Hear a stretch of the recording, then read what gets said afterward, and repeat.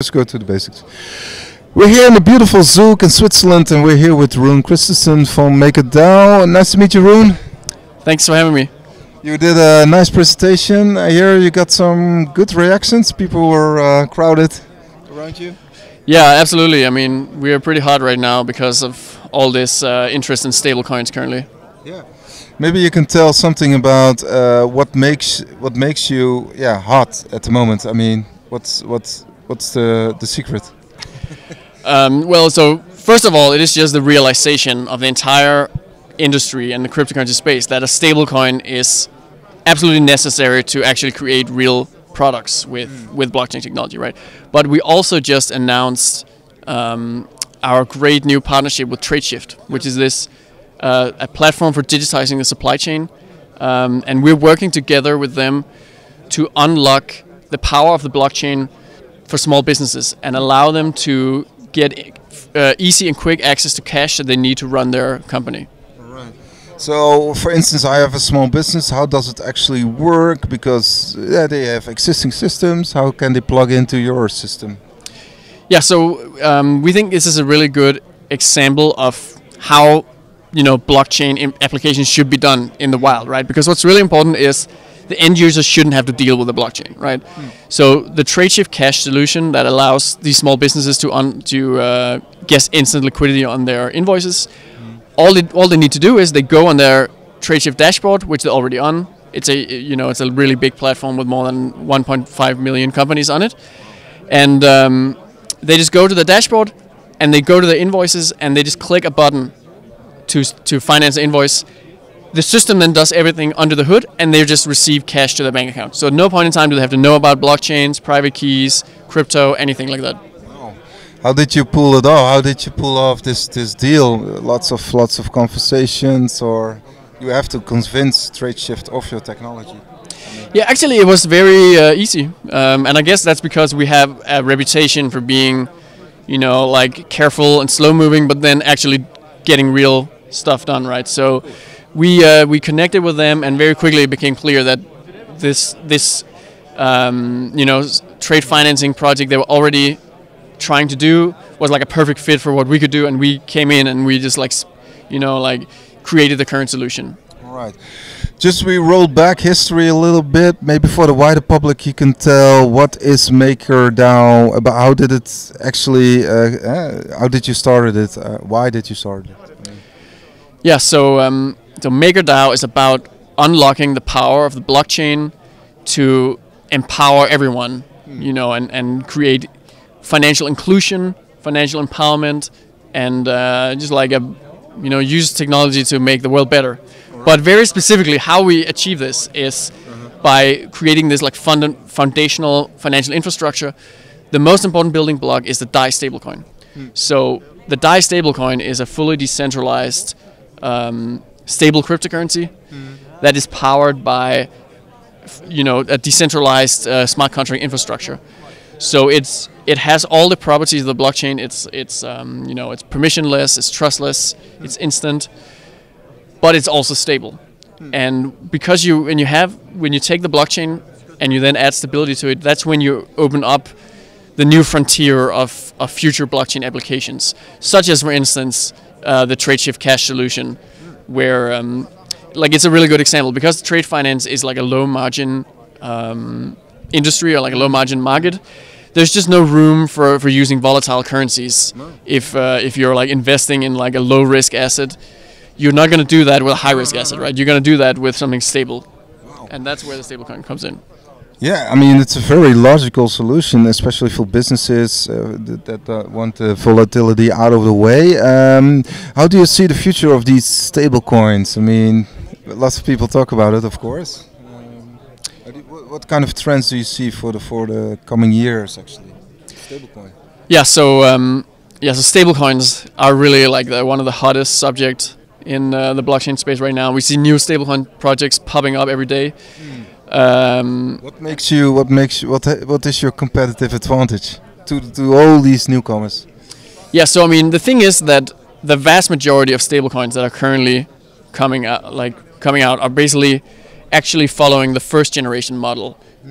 So they fall into either being an IOU, which is like Tether, you know, so it's like a stable coin that's backed directly by a centralized counterparty with a bank account, or they fall into the senior shares model, which is kind of sometimes called an algorithmic stablecoin or a non-collateralized stablecoin.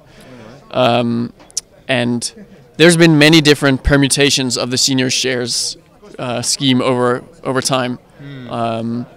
And the big problem with them is because they're uncollateralized. Like it's basically taking, like it's basically creating money out of nothing and then convincing a lot of people that it's actually worth $1, and then having various mechanisms on top of that that sort of help enforce the $1 or whatever, the stable, hence enforce the stability in the short term, but at the cost of impacting stability in the long term.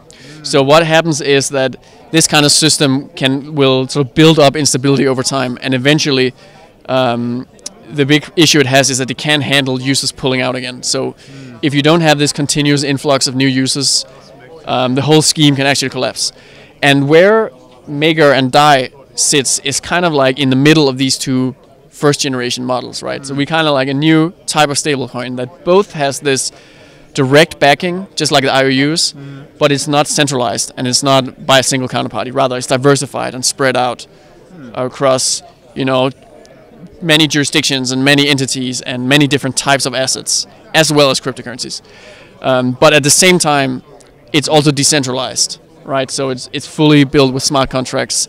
There's no like central administrator or something like that. It's governed by the community in like a fully trustless smart contract system.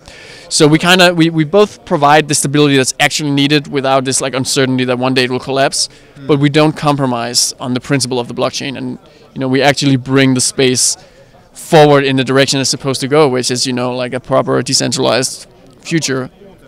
You really believe in a decentralized future? I mean, we've seen signs that there are some centralized forces coming into the space, of course. Some of these protocols are pretty centralized. You've seen EOS, NEO. What's your take on that, the whole decentralized, centralized discussion? Yeah, so I mean, it's a good, interesting, right? There is, and I think the long run makeup of the whole space is that there is going to be like different degrees of decentralization and different and in fact, I think a lot of the, like something, let's say Coinbase, right, is like a really good example of how centralization isn't necessarily so bad, right? Because Coinbase is a very legitimate company, and they've helped bring the industry forward, right? Incubation funds. Binance is also starting incubation fund. So, I mean.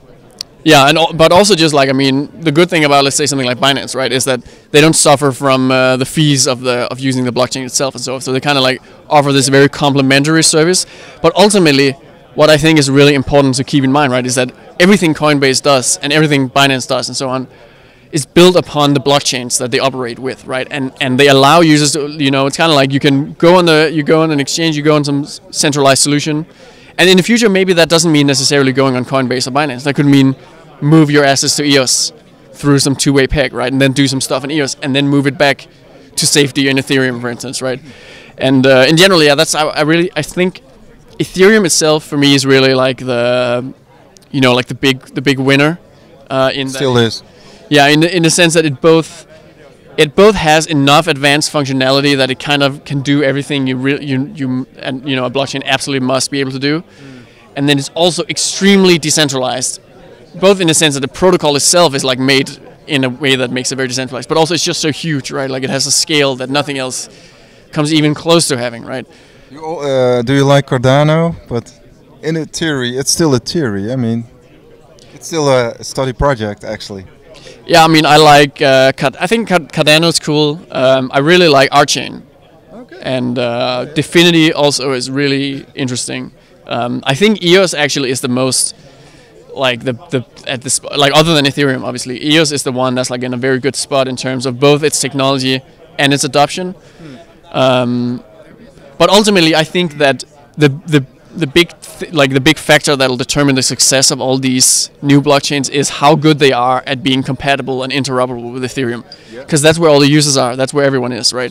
If you want to come into the crypto space, like into the blockchain space, and actually like benefit from what's already being built, you have to ensure you have a really strong and seamless and well functioning sort of interface between your new blockchain and the Ethereum blockchain. And that's really how I expect the future, like the multi-blockchain future, to look like. Essentially, like a huge, vast inter-blockchain network, right, where people do stuff on all these different networks, and they all sort of link back up to the Ethereum blockchain using what's known as Plasma. Like Plasma technology to sort of take the security of Ethereum and then apply it everywhere else.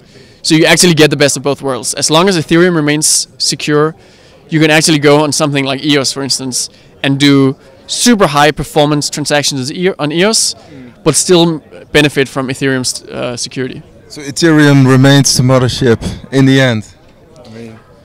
Yeah, I definitely think so. I mean, I think I see Ethereum as kind of like the seed or something in the middle, right? It won't necessarily be the blockchain that processes the most transactions in the long run.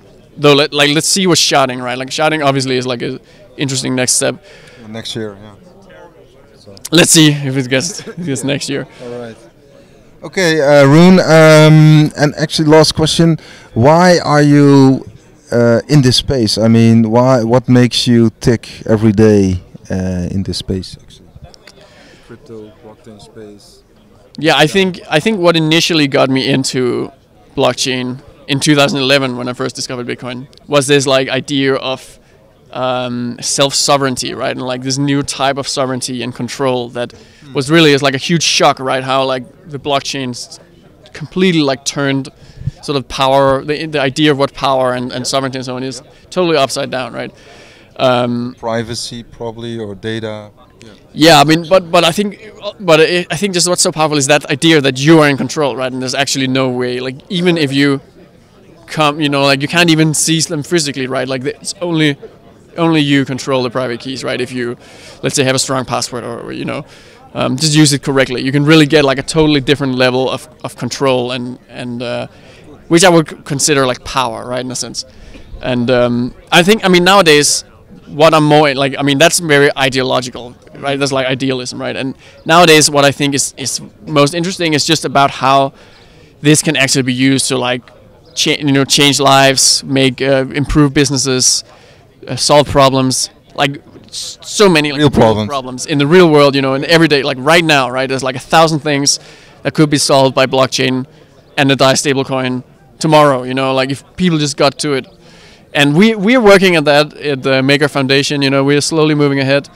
But we're also just seeing like increasingly, like this like second wave of the blockchain revolution where more and more companies start being focused on real, real use cases, real adoption, real solutions, rather than hype and ICO stuff and pumping and all that stuff, right? And that's kind of what I think is really interesting right now. Is like this shift from sort of like the early Wild West days and into a more, just like a more established and more interesting future where stuff's actually happening for real, but we still maintain like a real industry.